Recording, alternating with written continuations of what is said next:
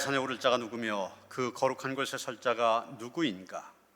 곧 손이 깨끗하며 마음이 청결하며 그 뜻을 허탄 데 두지 아니하며 거짓 맹세하지 아니하는 자로다. 그는 여호와께 복을 받고 구원의 하나님께 의를 얻으리니 이는 여호와를 찾는 족속이요 야곱의 하나님의 얼굴을 구하는 자로다. 우리에게 참된 평안과 안식을 주신 하나님 아버지, 메마른 광야와 같이 거칠고 험한 세상길을 방황하던 저희가 오늘 거룩한 주일 아침에 하나님을 예배하려고 성전으로 왔습니다. 예배한 이 시간 우리의 귀를 열어 목자가 되시는 주님의 음성을 듣게 하여 주옵소서. 우리의 눈을 열어 하늘 보좌에 앉아 계신 창조주 하나님의 영광을 보게 하여 주옵소서. 성령님으로 충만케 하사 진리의 말씀으로 배부르게 하시고 풍성한 은혜를 받아 우리의 영혼이 참된 만족을 누리게 하여 주옵소서. 예수님의 이름으로 기원하옵나이다. 아멘.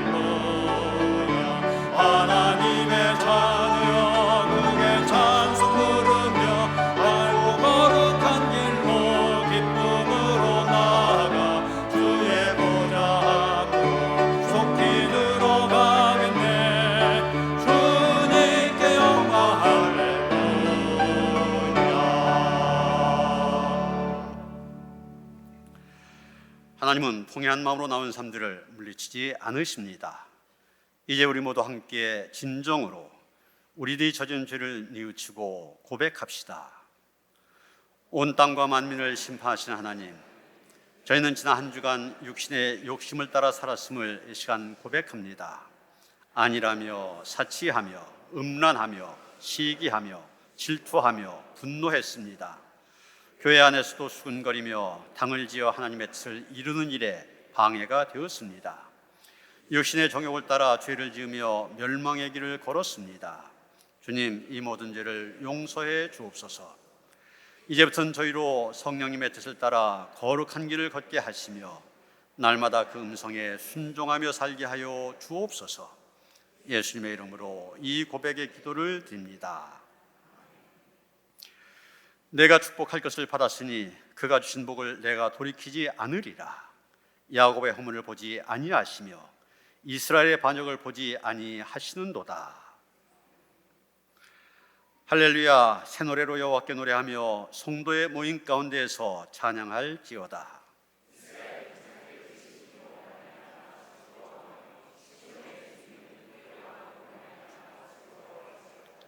춤추며 그의 이름을 찬양하며 소고와 수금으로 그를 찬양할지어다.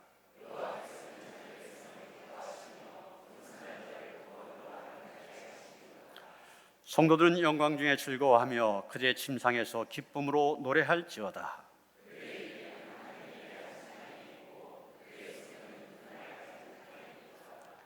이것으로 문나라에 보수하며 민족들을 벌하며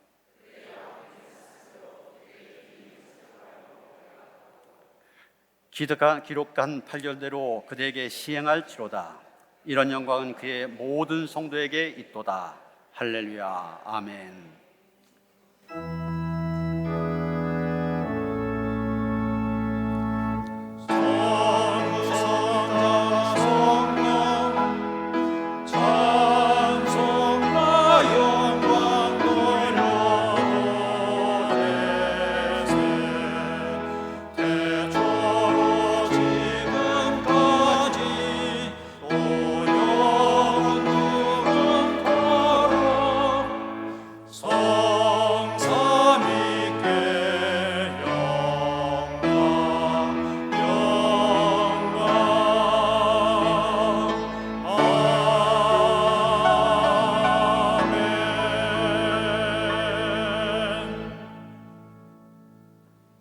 할렐루야. 우리의 구원자 되시며 생명의 주관자 되시는 하나님 아버지 감사합니다. 허물과 죄로 죽을 수밖에 없는 저희들을 십자가에서 물과 피를 흘려주심으로 구원하여 주시고 천국 백성 삼아 주시고 이 땅에서 하나님이 주시는 참 평안을 누리며 살아가게 하시니 감사합니다. 이 예배를 통하여 십자가의 승리와 구원의 완전함을 깨닫게 하시고 오직 주님께서만 감사와 영광을 올려드리는 온전한 예배가 되게 하여 주옵소서. 물된 동상 같은 은혜로 채워져서 세상을 넉넉히 감당할 수 있는 거룩한 능력을 회복하는 시간 되게 하옵소서. 육신의 눈으로 환경과 사람을 바라보며 근심에 매여 있는 것이 아니라 믿음의 눈을 들어 하나님을 바라봄으로써 세상이 감당치 못하는 그리스도의 제자들이 되게 하여 주옵소서. 오늘도 변함없이 우리 노년께를 사랑하시고 늘 함께 하시는 주님, 9월부터 시작되는 활동들을 위해 기도합니다. 전도 폭발 훈련이 돌아오는 20일부터 10월 25일 6주간 진행됩니다. 제자 훈련을 통해 친교로 더욱 친밀하게 이루어지고 사귐이 있게 하시고 전도로 하나님을 영화롭게 하는 훈련 되게 하옵소서. 구원의 확신을 갖게 하시고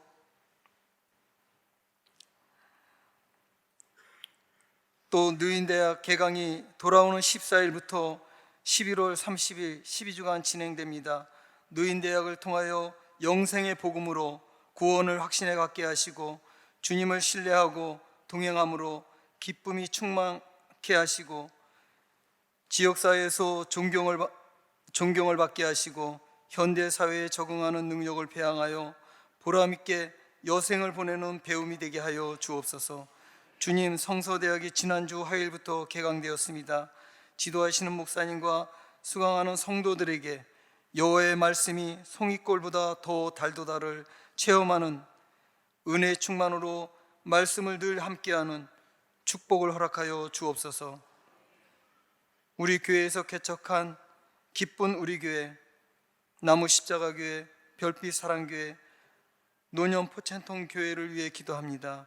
주님, 간절히 바라옵기는 개척한 우리 목사님들과 선교사님께 영적인 계승자로 지역사회와 선교지를 복음화하는데 크게 쓰임받을 수 있도록 갑절의 영감을 더딥혀 주시고 전하는 복음의 능력이 나타나도록 보호하여 주옵소서. 주님, 우리나라 대한민국을 국리를 여겨주시길 원합니다. 대통령과 정치 지도자들에게 진정한 나라를 위한 일이 무엇인지 깨달을 수 있도록 주님의 간섭하심과 지혜와 명초를 주셔서 당리당락이 아닌 국익을 위하여 일하게 하여 주시옵고, 나라가 강성하게 하여져서 안전한 나라가 되어 경제적 침탈과 외세의 침략이 일어나지 못하게 하시며 미래 세대에 안전하게 살 수 있으며 도전을 주저하지 않고 마음껏 꿈꾸며 살 수 있는 나라 되게 하여 주시옵소서.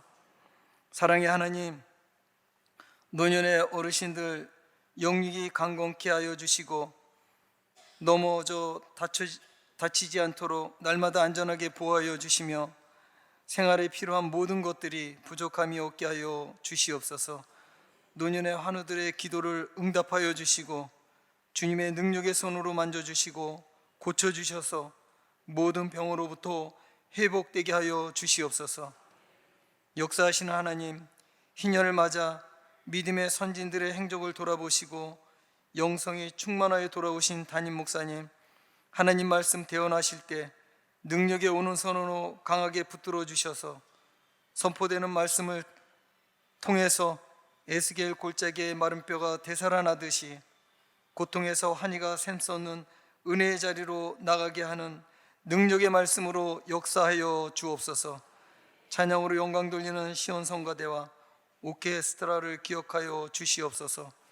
이 시간 대원들에게 성령님이 함께 하셔서 입술과 악기의 찬양이 아니라 마음 중심의 찬양이 될 수 있도록 붙들어 주시옵고, 이 직분이 영원한 분깃이 되게 하여 주시옵소서. 사랑의 하나님, 오늘도 예배를 위하여 빛도 이름도 없이 헌신하는 주의 자녀들을 축복하시고 저들의 생업과 가정 위에 주님의 한량없는 은총을 부어주시기를 간절히 바라옵고 원하오며, 길이요 진리요 생명이 되시는 예수 그리스도의 이름으로 기도합니다. 아멘. 하늘에 계신 우리 아버지여, 이름이 거룩히 여김을 받으시오며 나라가 임하시오며 뜻이 하늘에서 이루어진 것 같이 땅에서도 이루어지이다. 오늘 우리에게 일용할 양식을 주시옵고 우리가 우리에게 죄 지은 자를 사하여 준 것 같이 우리 죄를 사하여 주시옵고 우리를 시험에 들게 하지 마시옵고 다만 악에서 구하시옵소서. 나라와 권세와 영광이 아버지께 영원히 있사옵나이다. 아멘.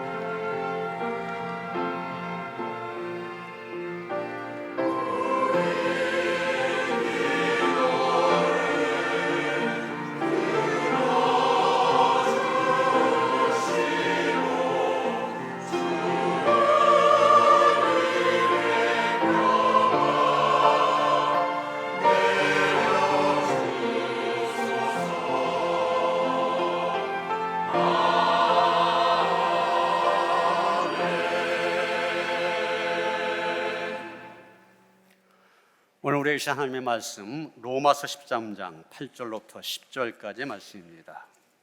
제가 가진 성경 신약 257쪽입니다.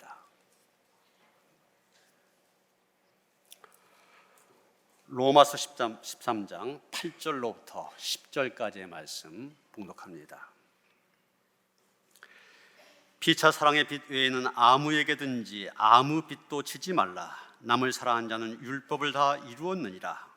간음하지 말라, 살인하지 말라, 도둑질하지 말라, 탐내지 말라 한 것과 그 외에 다른 계명이 있을지라도 내 이웃을 내 자신과 같이 사랑하라 하신 그 말씀 가운데 다 들었느니라. 사랑은 이웃에게 악을 행하지 아니하나니 그러므로 사랑은 율법의 완성이니라. 아멘.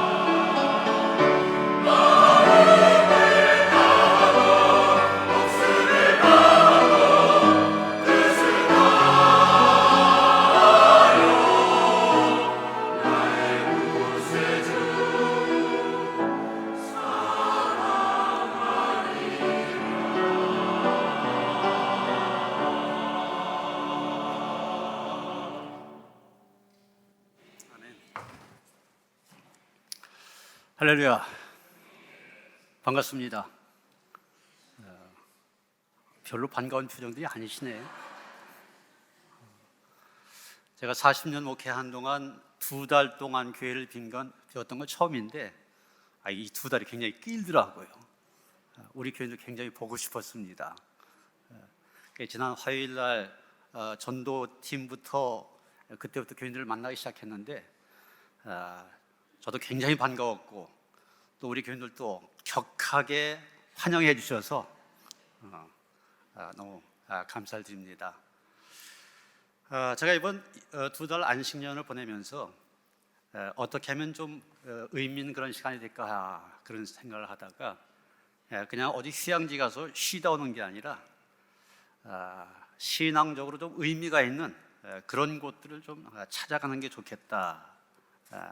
그래서 그런 식으로 하다 보니까 매일 저녁에 숙소에 들어가서 짐 풀고 그 다음날 아침 되면 또 다시 짐 싸들고 가는 어떻게 보면 이제 성지순례처럼 순례 여정이 됐습니다. 그러다 보니까 이 2달 많이 힘들더라고요. 고생 좀 했습니다. 그런 가운데서도 건강하게 잘 돌아오게 된 것 여러분들이 많이 기도해 주셨기 때문에 기도 덕분에 저희 부부 건강한 가운데 잘 마치고 돌아왔습니다. 다시 한번 감사를 드립니다. 제가 신앙적으로 의미가 있는 신학의 유적지 중심으로 이렇게 다녔다고 그랬는데 제가 다니면서 가장 인상 깊었던 곳은 제가 두 번째 여러분들에게 인사하는 영상에 나왔었던 독일의 적경지대에 있는 작은 마을 베른후트라고 하는 곳입니다. 그때도 잠깐 말씀을 드렸었지만 제가 베른후트라고 하는 곳을 찾은 이유는 우리 감리교 웨슬리 목사님과 연관이 있기 때문이거든요. 웨슬리 목사님이 가장 큰 영향을 받은 곳이 이 모라비안 교회라고 하는 곳이고 그 모라비안 교회의 본거지가 되는 곳이 베른후트입니다. 그래서 베른후트에 가면은 지금도 그 모라비안 교인들이 한 150명이 모여서 예배를 드리는 교회가 있어요. 그리고 2층이 작은 박물관으로 꾸며져 있는데 거기에 바로 이 웨슬리 목사님과 이 모라비안 교회의 영적 지도자인 진젠도르프 백자 두 사람의 형상이 이 흉상이 나란히 놓여 있습니다. 사진 보여주시죠. 오른쪽이 이제 진젠도르프 백자이고 왼쪽이 웨슬리 목사님 흉상. 제가 저걸 보면서 그 흔적을 좀 찾아보고자 했던 겁니다. 제가 잠깐 말씀을 드렸었지만 이 웨슬리가 이 모라비안 교회의 영향을 굉장히 많이 받았습니다. 처음에는 웨슬리 목사님이 성공회 사제였었잖아요. 그때 미국 신대륙 선교에 대한 사명을 가지고 배를 타고 대서양을 건너가게 되는데 태풍을 만났습니다. 웨슬리는 죽음에 대한 공포 때문에 두려워 떠는데 옆에서 찬송 소리가 들려요. 보니까 이 모라비안 교도들이 모여서 찬송하고 무릎 꿇고 기도하고 있는 겁니다. 자기는 지금 죽음의 공포 때문에 두려워 떠는데 저 사람들은 편안한 얼굴로 기도하며 찬송해요. 그걸 보면서 웨슬리는 저 사람들, 저 모라비안 교인들의 신앙이 과연 무엇이기에 이 태풍이라고 하는 위기 속에서 찬송하며 기도할 수 있을까? 그것이 궁금해지기 시작했고 미국에서 돌아온 다음에 그는 궁금증을 해소하기 위해서 이 베른후트까지 찾아가게 돼서 저 진젠도르프 백작을 만나게 됩니다. 그래서 그 역사적인 사건을 기념해서 두 명의 흉상을 거기에 만들어 놓은 거예요. 어떻게 보면 이 모라비안 교회가 있었기 때문에 웨슬리가 있었다, 또 더 나아가서 감리교가 있었다 볼 수가 있습니다. 이 사건뿐만이 아니라 우리가 매년 5월 24일을 전후로 해서 웨슬리 회심 기념주일을 우리 감리교의 생일처럼 지키지 않습니까? 그런데 1738년 5월 24일 웨슬리의 회심이 일어났던 곳이 어디냐면 바로 이 영국 런던 올더스케이트가에 있는 모라비안 교인들의 집회였습니다. 그들이 모여서 하나님의 말씀을 들으며 집회를 하는 그 자리에 참석했다가 이 웨슬리가 해심을 체험하게 되고 마음이 뜨거워져서 그 다음부터 나가서 전도하게 되고 감리교가 만들어진 겁니다. 이후에도 피터 벨러 등 이런 모라비안 교회의 영적인 리더들이 많이 있었는데 그들과 계속적인 교제를 통하여서 웨슬레는 만들어졌다 이렇게 볼 수가 있습니다. 이런 여러 가지 중요한 의미를 갖고 있기 때문에 제가 그 베른후트라고 하는 것을 방문하였는데, 근데 제가 그 베른후트에 가서 더 감동을 받은 것은 사실 웨슬리와 이 진젠돌프 흉상을 보고서가 아닙니다. 영상에서도 보셨지만 바로 제 뒤에 있는 기도탑, 후그버그 기도탑이라고 그러는데 저 기도탑을 보고서였습니다. 너무나 은혜가 되어서 그 자리에서 영상을 찍어갖고 여러분들에게 소개도 했습니다만, 이 헤르누트라고 하는 것은 체코와 폴란드 접경 지역에 있습니다. 이 모라비안이라고 하는 공동체가 형성된 이유가 체코에서 얀 후스라고 하는 사람을 통하여 종교개혁이 일어났는데 그 후손들이 계속 신앙생활을 하려고 하다 보니까 카톨릭에서 박해를 했습니다. 그래서 신앙의 자유를 찾아 이 사람들이 독일로 넘어오게 되고, 마침 진젠도르프 백작이 자기 영지가 있어서 그곳에 땅을 마련해 주면서 정착해서 살게 된 겁니다. 청교도들이 신앙의 자유를 찾아 신대륙을 갔던 것처럼 체코에서 또 폴란드에서 신앙의 자유를 찾아온 사람들, 또 이 사람들과 공감한 독일 사람들, 이런 사람들이 모여서 이 모라비안 공동체를 만들게 됩니다. 그런데 이 사람들 가장 관심을 가졌던 것이 자기 나라에 대한 자기 나라의 자기 민족의 복음화, 그리고 세계 복음화였습니다. 그래서 얘기를 들으니까 지금 보이는 곳, 제가 바라보는 곳 그 뒤쪽, 저게 이제 한 10km 정도 떨어져 있는데 체코 또 폴란드 그렇습니다. 그러면 체코 사람들은 이 기도탑에 올라가서 자기 나라를 바라보면서 자기 민족 복음화를 위해서, 세계 복음화를 위해서 기도했고, 폴란드 사람들은 이 탑에 올라와서 자기 나라를 바라보면서 자기 나라를 위해서 또 세계 복음화를 기도했습니다. 또 독일 사람들은 또 자기 나라를 바라보면서 이렇게 기도했다고 그래요. 그런데 우리나라에서도 소위 릴레이 기도라고 하는 걸 하잖아요. 그러니까 이 릴레이 기도가 여기에서 시작했더라고요. 이 사람들이 하루 24시간 365일 100년을 넘게 기도했다고 그래요. 자기 민족 복음화뿐만 아니라 세계 복음화를 위해서, 그리고 세계 복음화를 위해서 기도했을 뿐만이 아니라 선교사를 파송했습니다. 선교사를 파송하는데 자원에서 파송하는 것이 아니라 어느 나라에 몇 명의 선교사가 필요하다, 그럼 여러분 보시는 게 저게 제비 뽑는 겁니다. 교인들의 명단을 저기다 다 집어넣어요. 그리고 거기에서 뽑히는 사람, 그 사람이 선교사로 가는데 뽑혔다면 무조건 순종했다고 그래요. 이 이야기를 들으면서 제 마음에 드는 생각은, 우리 한국교회 세계적으로 볼 때도 기적적으로 성장한 교회로 유명하지 않습니까? 물론 많은 선교사들이 와서 희생하고 수고했지만 이것 또한 저 사람들의 100년이 넘는 기도의 열매구나.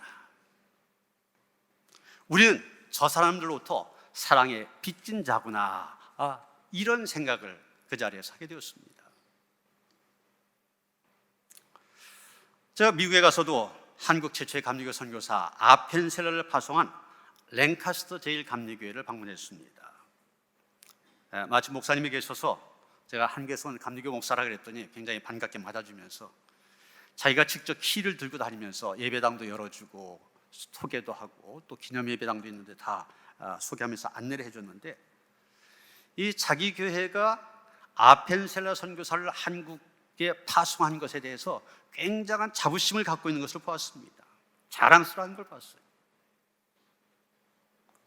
교회 로비와 또 아펜셀러 기념 예배당, 여러분 보시는 것처럼 저 예배당이 아펜셀러 메모리얼 처치를 갖고서 기념 예배당인데, 저런데 이 아펜셀러가 세운 정동제일교회, 내립교회, 배제학당, 이런 관련된 자료들 전시해 놓았습니다.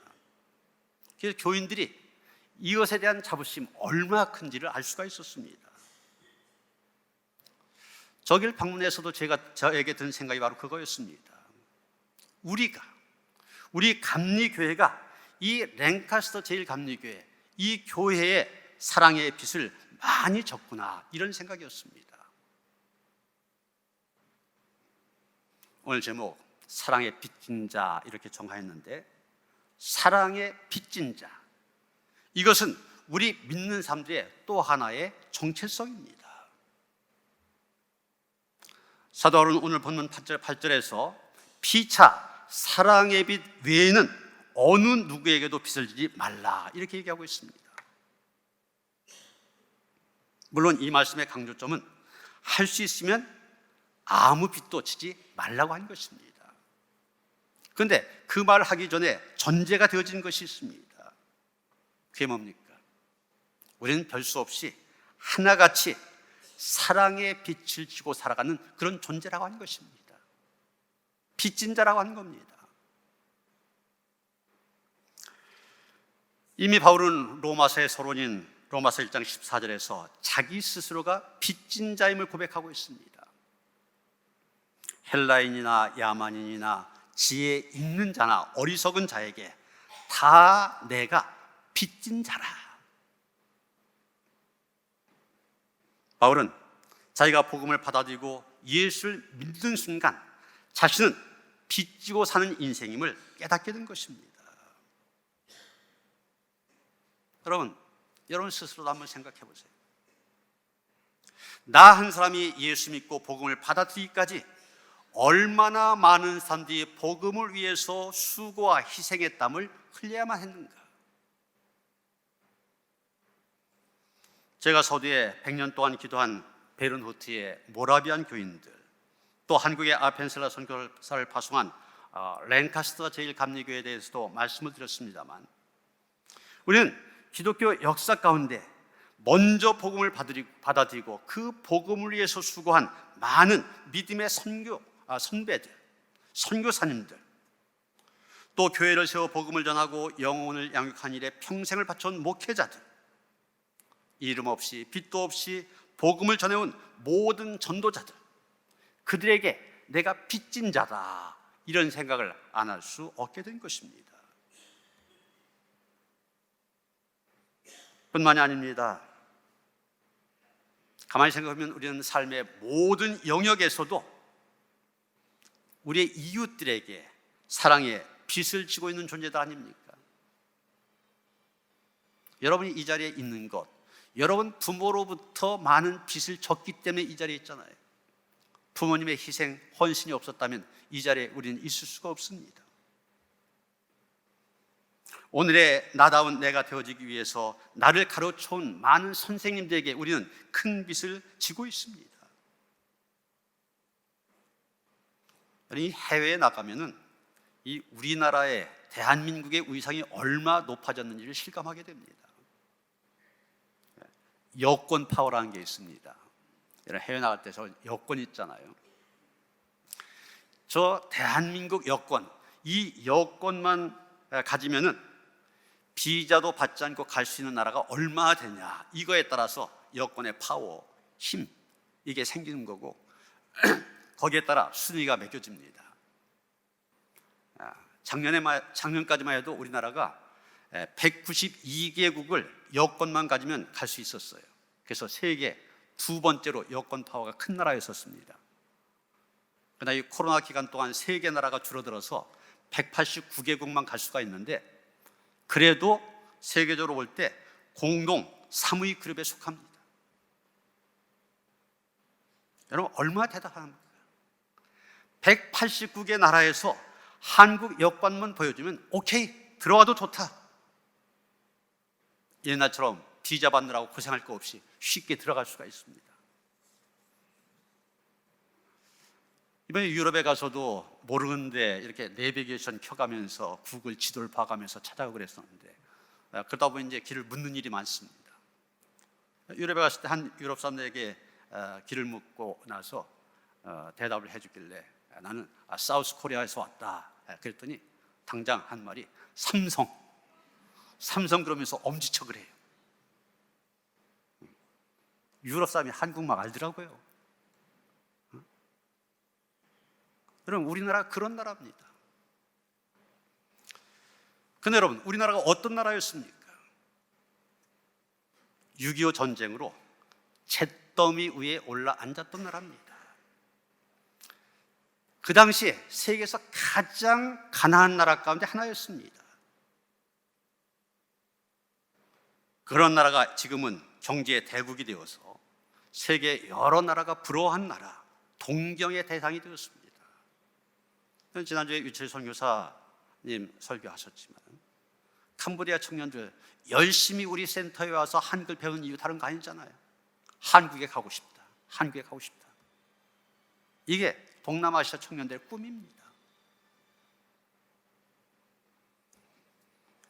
그런데 그렇게 가난했던 나라, 잿더미에 있던 나라가 어떻게 이런 경제 대국이 될 수 있었습니까?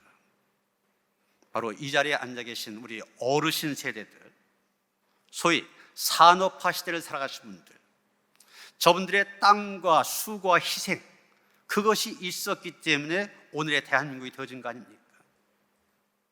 그런 의미에서 우리는 저분들에게 사랑의 빚진 자들입니다. 이것을 잊지 말아야 하는 것입니다. 여러분, 구약 성경에 보면은 소위 3대 절기가 나오죠.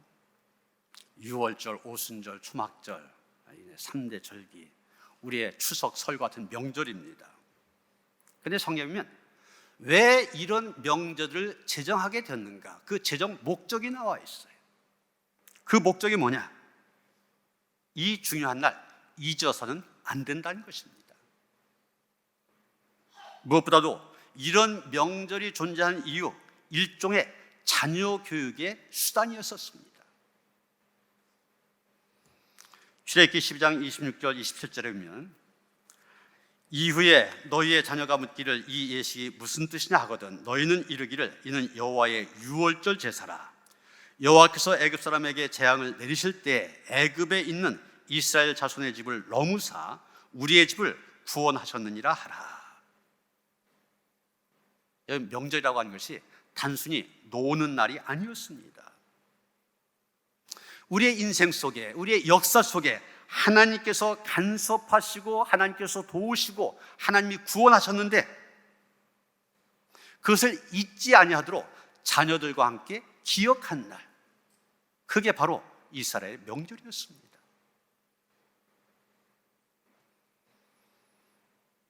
경건한 히브리인들은 잊지 말아야 할 것을 잊어버린 그날은 우리가 인생의 존재의 의미를 포기한 것으로 믿었습니다.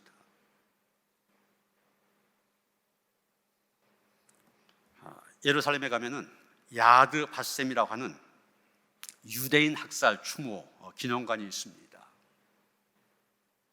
그 입구에 가면 이런 글이 쓰여져 있습니다. 용서하라. 그러나 잊지는 말아라. 나치 독일이 자기들에게 행한 600만 명이나 학살한 이런 만행 용서할 수 있다는 겁니다. 그러나 우리가 잊어서는 안 된다.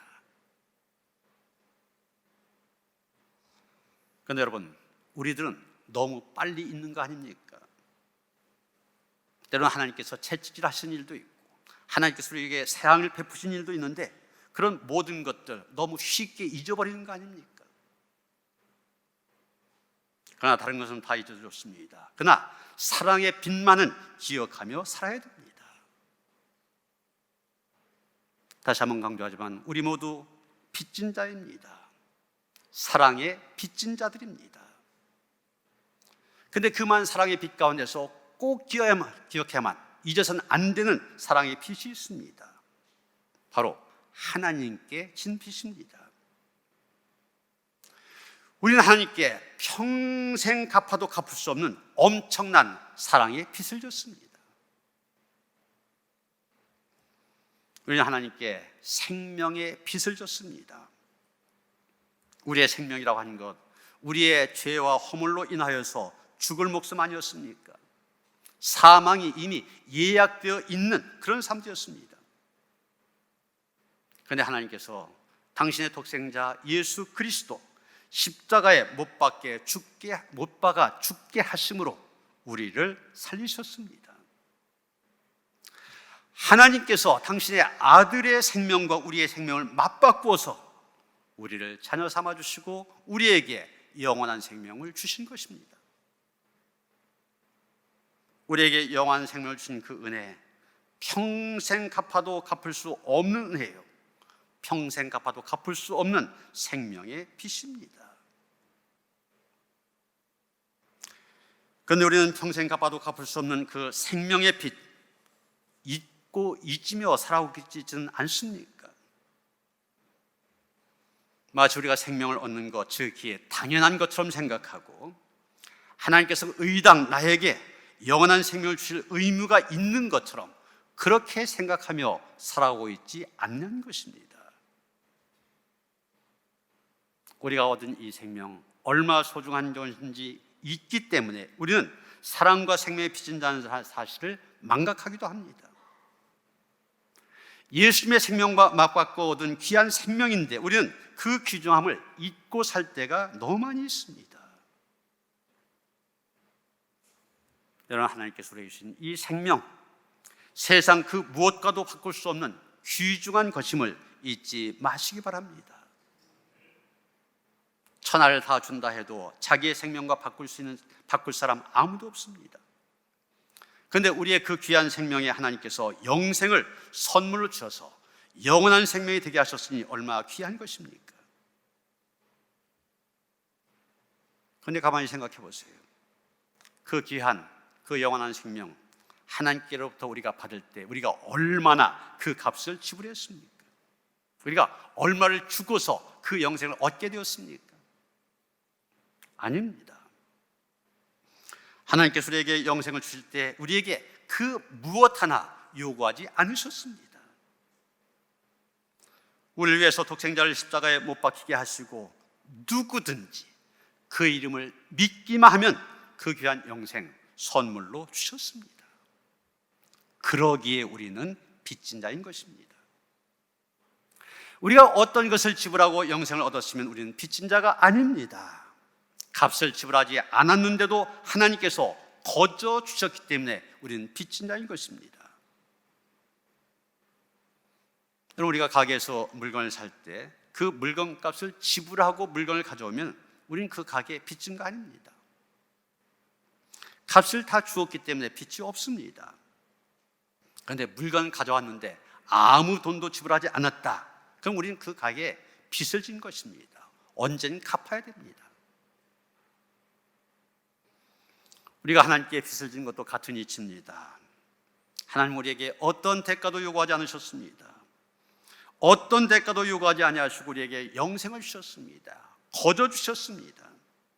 그러기에 우리는 하나님께 빚진 사람들입니다. 평생 갚아도 갚을 수 없는 어마어마한 빚을 진 것입니다.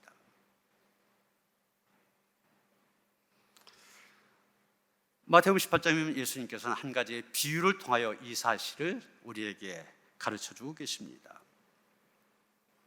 어떤 사람이 임금에게 1만 달란트의 빚을 졌습니다. 이 1만 달란트, 평생 갚아도 갚을 수 없는 어마어마한 돈입니다. 당시 노동자들의 하루 품삯이 1데나리온이었습니다. 그런데 한 달란트 그러면은 6천 데나리온. 노동자가 6천일, 거의 20년을 열심히 일해야 모을 수 있는 그런 돈입니다. 그런데 한 달란트가 아니라 1만 달란트, 20만 년을 노동자들이 열심히 일해야 벌 수 있는 그런 돈입니다. 아이들이 하는 말로 죽었다 깨어나도 갚을 수 없는 돈입니다. 그런데 그 어마어마한 돈을 임금이 탕감해 주었습니다. 여러분, 우리가 하나님께 빚진 것이 꼭 그와 같다는 것입니다. 우리는 죽었다 깨어나도 갚을 수 없을 만큼의 어마어마한 사랑의 빚을 진 사람들입니다. 그런데 하나님께서 우리가 하나님께 진 그 빚, 그 어마어마한 빚을 하나님 자신에게 갚으라고 말씀하지 아니하십니다. 다만 우리가 그 빚진 마음을 가졌다면 그 빚진 마음으로 형제를 사랑하고 이웃을 사랑하라고 말씀하십니다. 여러분, 우리에게 영생을 주신 하나님 사랑하십니까? 찬송가 314장 1절 가사를 보면 이렇게 되어 있습니다. 내 구주 예수를 더욱 사랑, 엎드려 비는 말 이것일세. 내 진정 소원이 내 구주 예수를 더욱 사랑, 더욱 사랑. 여러분, 우리가 이 찬송 자주 부르게 되는데 이 찬송 부를 때 진심으로 부르고 있습니까? 그 의미를 하나하나 새기며 부르고 있습니까? 그렇다면 우리가 하나님을 사랑한다는 증거가 무엇입니까? 어떻게 하는 것이 하나님을 사랑하는 것입니까? 우리가 찬송 부를 때 예수님을 지금보다 더욱 사랑한다고 했는데 어떻게 더 사랑할 수 있겠습니까? 요한일서 4장 20절 21절이면 사도 요한은 우리에게 하나님을 사랑하는 방법에 대해서 이렇게 말해주고 있습니다. 누구든지 하나님을 사랑하노라 하고 그 형제를 미워하면 이는 거짓말하는 자니 보는 바 그 형제를 사랑하지 아니한 자는 보지 못한 바 하나님을 사랑할 수 없느니라. 우리가 이 계명을 주께 받았나니 하나님을 사랑한 자는 또한 그 형제를 사랑할지니라. 우리가 정말 하나님을 사랑한다면 하나님을 사랑한 그 사랑으로 형제와 이웃을 사랑해야 된다는 얘기입니다. 이 눈에 보이는 형제와 이웃을 사랑하지 않으면서 하나님을 사랑한다고 말하는 것 거짓말이라는 얘기입니다. 그것은 하나님을 사랑하는 것이 아니라는 얘기예요. 여러분, 오늘 본문 8절 하반절부터 9절까지 말씀 보면 이렇게 말하고 있습니다. 남을 사랑하는 자는 율법을 다 이루었느니라. 그 다음에 뭐 살인하지 말라, 가늠하지 말라 이런 10계명이 쭉 나온 다음에 그 다음에 뭐라고 말합니까? 그 외에 다른 계명이 있을지라도 내 이웃을 내 자신과 같이 사랑하라 하신 그 말씀 가운데 다 들었나니라. 무슨 얘기입니까? 이웃을 내 자신과 같이 사랑하면 10계명 다 지키는 거란 얘기예요. 10계명을 비롯한 613가지 유대인들이 지켜야 되는 율법이 있는데 이웃을 사랑하면 그 계명을 다 지키는 거란 얘기입니다.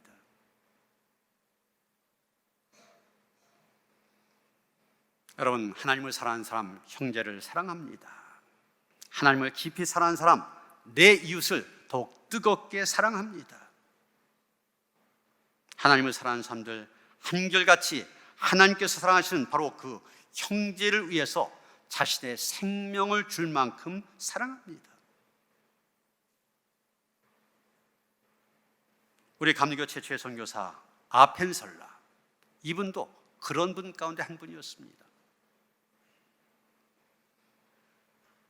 1885년 4월 5일 부활절 아침, 바로 이 제물포항에 배를 내리면서 이분이 선교활동을 시작하였는데, 이 아펜셀라 선교사가 1902년 6월 11일 군산항에 도착할 즈음이었습니다.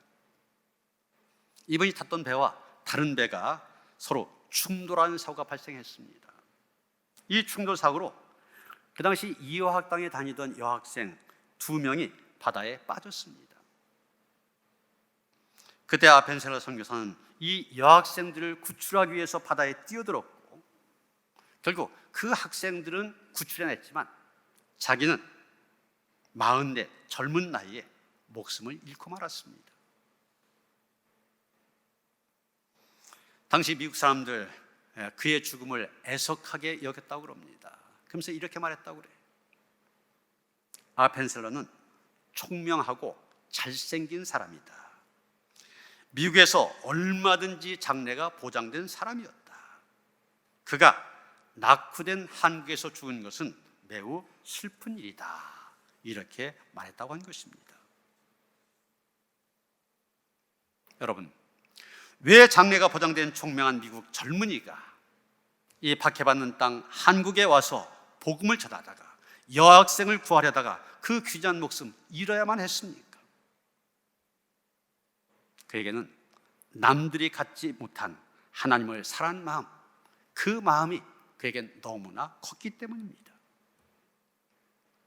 복음의 불모지인 한국에 와서 복음을 전한 것도, 44세 젊은 나이에 바다에 빠진 여학생 구하기 위하여 자신의 목숨 내어놓은 것도 다 하나님을 사랑했기 때문입니다. 하나님을 사랑한 마음이 한국 사람을 사랑하게 만들었고, 하나님을 사랑한 마음이 바다에 빠진 여학생을 구하려다 자신의 목숨을 잃는 순교의 자리에 서기에 맞는 것입니다. 하나님 앞에 빚진 마음으로 사는 사람, 하나님께서 사랑하시는 사람을 사랑하게 됩니다. 그게 하나님께 진 빚을 조금이나마 갚는 그런 길이 되기 때문입니다. 우리는 하나님의 사랑을 깨달을수록 거룩한 부담감을 가져야 됩니다. 평생 갚아도 갚을 수 없는 빚을 끌어안고 있으면서 아무런 부담도 없이 편하게 생활한다고 하는 것, 그것은 내가 영적으로 무감각해졌다는 표시입니다. 우리의 영성이 살아있다면 사랑의 빚진 자로 살아갈 수밖에 없습니다. 그리고 거룩한 부담감 때문에 지금보다 좀 더 열심히 사랑하며 섬기며 살아가기에 힘쓸 것입니다. 하나님은 우리가 그렇게 빚진 자로 살아가기를 원하십니다. 빚진 자의 심정으로 내 형제와 이웃을 사랑하며 사는 성숙한 신앙인이 되기를 원하십니다. 오늘 사도 바울의 고백같이 우리 모두 사랑의 빚진 자의 마음으로 사랑하며 살아가므로 내 가정, 내 직장, 우리 교회, 내가 있는 그 자리를 천국으로 만들어가는 그런 성도들 되어주시기를 주님의 이름으로 축원합니다. 사도 바울의 말씀을 통하여 다시 한번 우리가 사랑의 빚진 자임을 깨닫게 하시니 감사드립니다. 언제 어디서나 사랑의 빚진 자로 살아가게 하여 주시옵소서. 하나님을 뜨겁게 사랑하길 원합니다.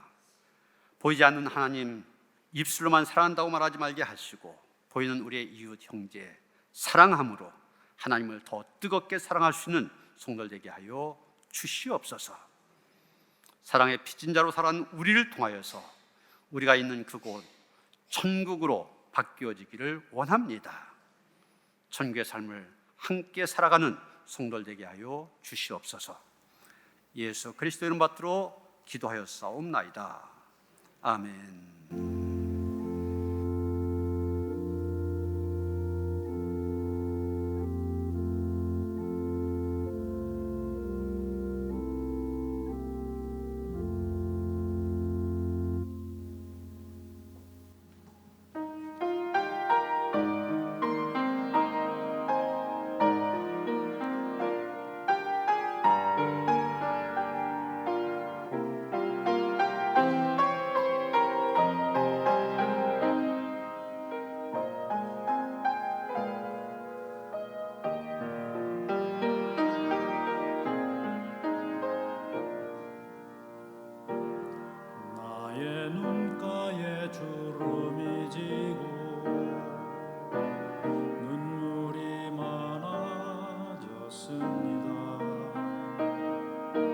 잠시 눈 감고 뜰 것 같은데 어느새 여기 있습니다. 가슴 아픈 날도 많았었고 기쁜 날도 있었습니다. 짧은 여정을 뒤돌아보니 하나님의 은혜입니다.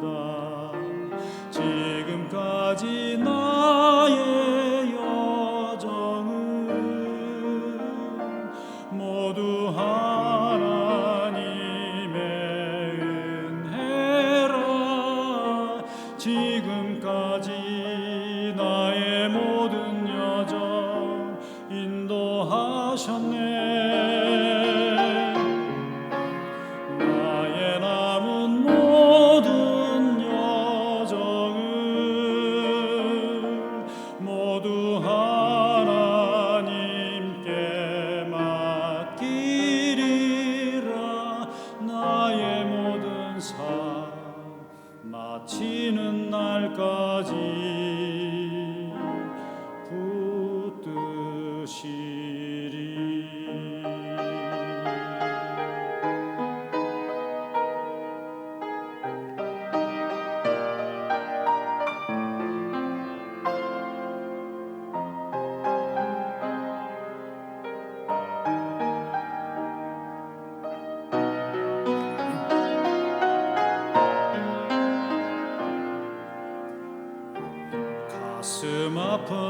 날도 많았었고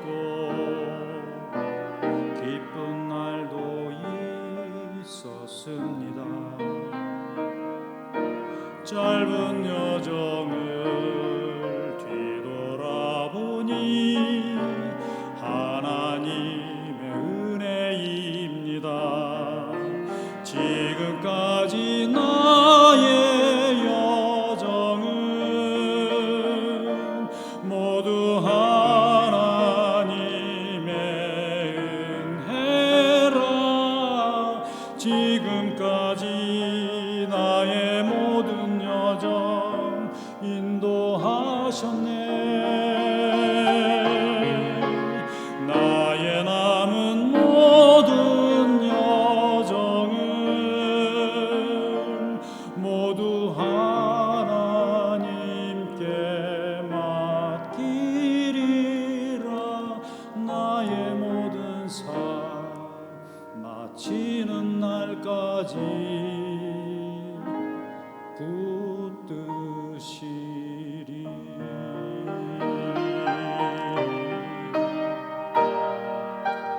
나의 모든 삶 마치는 날까지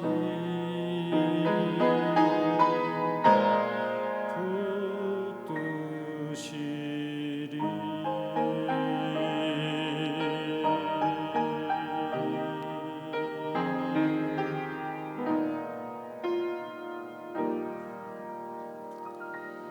아멘.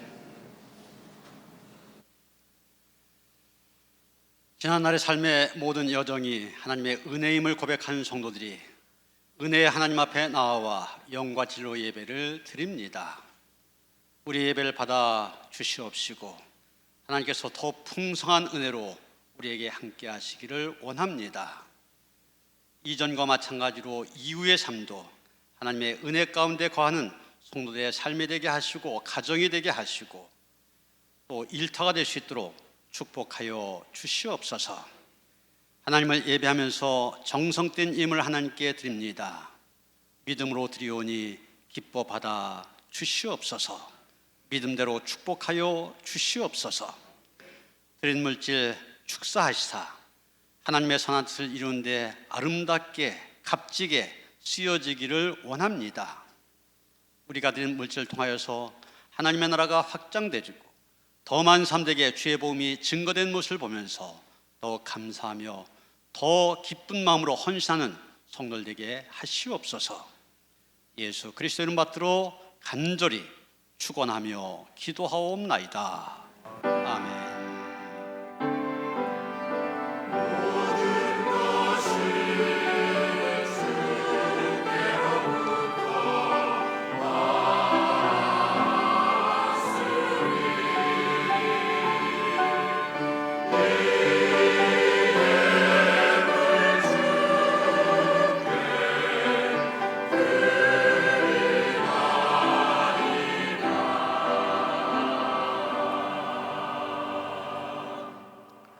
평안의 살 나누시겠습니다. 주님 주신 평화가 함께 하시기 바랍니다. 서로 인사하시겠습니다.